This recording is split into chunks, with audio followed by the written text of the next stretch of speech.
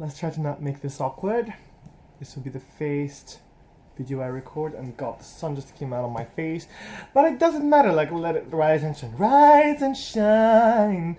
We're gonna be talking about the Book of Dust, the second book, The Secret Commonwealth by Sir Philip Pullman. How do we start with this one? How do we start?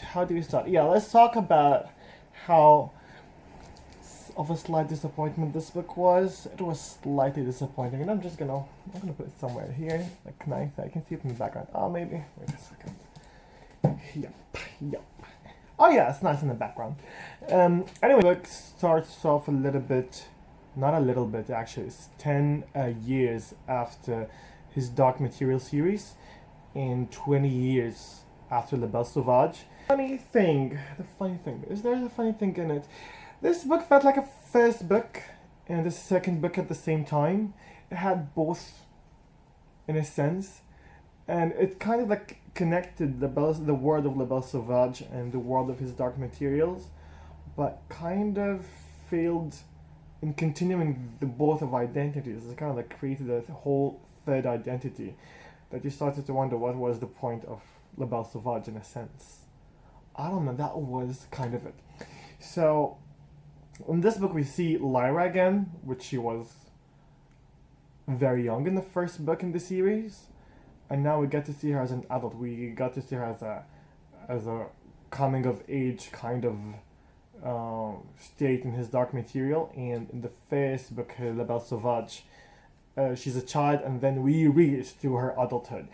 And the book discusses a lot of themes about adulthood in a sense, and that was kind of like the biggest highlight of the book. So from the get-go, from the second page, we get to see Lyra and Pentalman having issues with each other, which is slightly an awkward relationship, which is very interesting one. It was a very interesting and introspective one, and how can you be in a state of unsettlement between yourself, and Philip Pullman manages to put that self in an external, tangible manner, and something that you can conversate with. So it starts off with Pentalman really having an issue with Lyra, and then he witnesses a crime somewhere else. And then that kind of like the story goes. The book discusses lots of themes about adulthood and what happens to a hero after they have their once of a lifetime adventure. What is the aftermath of it? How does their everyday life work out or roll out in a sense? And another theme that he really discusses, which is very important, it is the loss of imagination. The first book kind of like talked about the loss of innocence and trying to losing innocence through gaining knowledge. This one is like you gained knowledge and you gained the experience after losing your innocence, but what happens to your imagination? I think that's what Philip Pullman really tried to tackle with this book. So that was a very interesting thing. But overall, it was a very much of a letdown, because the plot was a whole ass mess. It was a mess. And yeah, you can see from my face I wasn't really having it when I was reading it. Basically what he tried to do, he tried not to force the let's say the meeting of Malcolm and Lyra so much, yet he tried to force it at the same time by actually making them fall in love with each other. I don't know, everyone was so confused with that relationship. It did not have a good build-up. I can understand it from Malcolm's point of view, but from Lyra's, I have no clue. And also what he tried to do, also he blended in kind of like Alex to the mix from the, so by the 10th chapter, you see like all of them having their own kind of reunion. So it felt like, the Belle Sauvage meets his Dark Materials. And I'm calling the Book of Dust Belle Sauvage because that's how we got introduced, and the second book kind of like is a total different thing. But anyhow, is it the second or the third? Doesn't matter.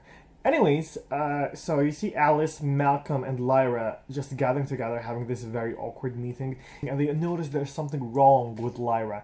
And then you've got another story which is so funny and very irrelevant. It's like basically it has to deal with roses and I don't know, roses, yeah, that's how far it goes. There's an issue with roses, and people are, I think, trying to take over roses because it has something to do with dust. Don't ask, he never tells.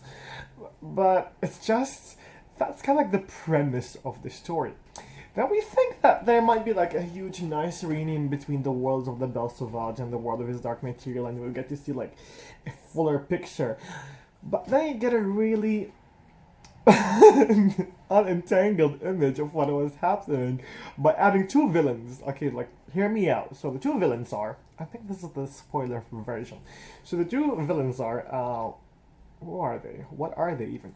The brother of Mrs. Coulter. This is number one. So this is the villain that comes out of his dark material world, and basically he blames Lyra for Mrs. Coulter's disappearance slash death, and he wants to take revenge on her. And then what happens on that? Let's talk about the second villain. It's not Bonneville, it's his son. He's trying to avenge his father's death. So we got two people who are trying to avenge their own relative death in a sense. And they try to chase things out. So you got Bonneville, who is a reader of another lithimeter, who knows how to read it even better than Lyra now. Because Lyra, imagine, after not being able to read the lithimeter from the amber spyglass, she still did not nail any shit in the past 10 years or so. So yeah, that's kind of like how it worked out.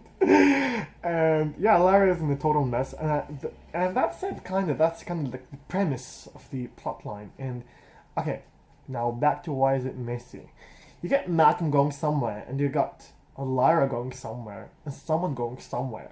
And they're just literally traveling around the world or across Europe to reach to a point that is called, what is it called?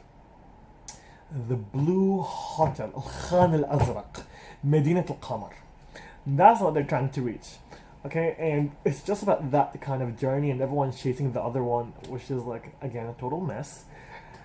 And also what happens, like, you just kind of get out of the story because there is no story. It's just an adventure story of different characters who are not together in that adventure, so I don't get interesting conversation. Let me tell you this.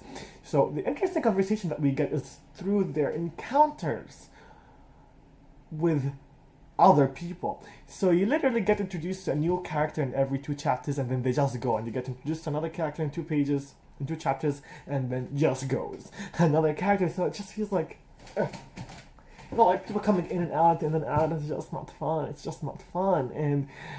But the thing is, some of the stories are really fun. Some of them are very interesting, and they discover the idea of dust way more. But most of them are just kind of like weird ass and pointless. Like you get, like you kind of like understand the dynamic of it. But anyways, the biggest iffy point or critical point of this book, how Philip Pullman just normalized people who are demonless.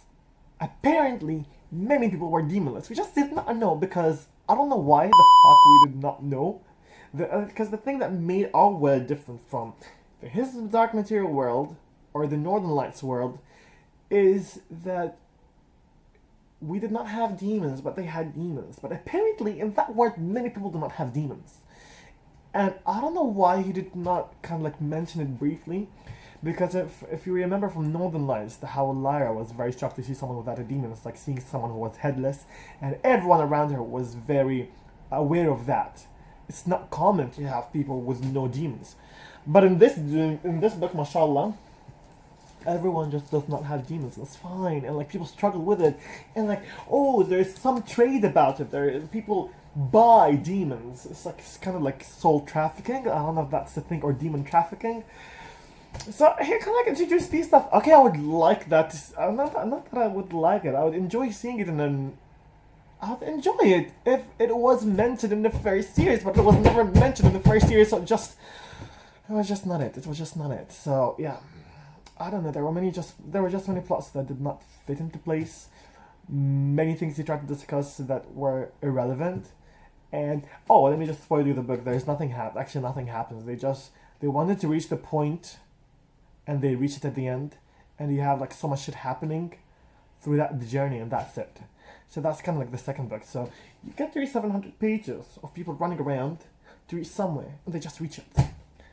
So yeah, that's why I kind of felt disappointed. And by the time I reached to a certain point in the book where I was sure that we're not going to see what happens to Al Khan Al Azraq or Medina Al Qamar, I just reached to a point where I was like, okay, we're not going to see anything further, and we're going to have to wait for the next book. So yeah, which is going to come almost, I don't know, in a couple of years. Let's see, let's hope. So yeah, that was kind of it. Yeah, the book would I would plainly give it my disappointment. My disappointment would be like 2 stars out of 5, but it explored so many themes about adulthood and the loss of imagination that I feel like this book is saying something that is very important. Um, and also, in addition, he tried to really discuss about the issue of being the man of logic and the man of science, and that is literally the whole. What's the title is all about: the secret Commonwealth, where things do not stay the same and things are more than just what they are. So that's kind of like a place where the imaginative can exist, and how kind of like rationalizing everything diminishes it. So with this series, I feel like with the Book of Dust, Philip Pullman tried to, let's say, correct his own statements that were said in the first book series. That how he was a very pro-science, logic is everything, science will save us all, and so on. And then he tried to like take a step back through that statement, and then he says, "Do I approve of it?" And there is one quote in the book where he says, "Time changes, and the things that we state so ideas are supposed to change too." So there was this kind of element that was added in the book, which was very interesting. So I felt like he needed to correct himself. So yeah, so talking about the diminishment, how religion kind of like limits the imaginative, how it should be, and how science just diminishes it. So he's trying to pick a point where does imagination and the secret Commonwealth exist and settles in our reality, and if we do believe in ghosts and fairies and spirits and so on, are we logical or we're not when we do that? So that's kind of like the whole theme of the book, which was, I think, the thing that saved the book and made it a 3 star for me. But yeah, it's a very light 6 book, I'd say, out of 10. A 3 star, deserving of it, nevertheless. But the disappointment was real, and yeah, I can't wait to read the next book. I'm sure the next book will be better than this one. If it's worse, I'll be very disappointed. But the Emperor Spyglass was a mess. But I feel like, okay, there was something. But apparently this is my least favorite book out of the whole Philip Pullman, his Dark Material, and the Book of Dust series. And yeah. See you next time, I guess.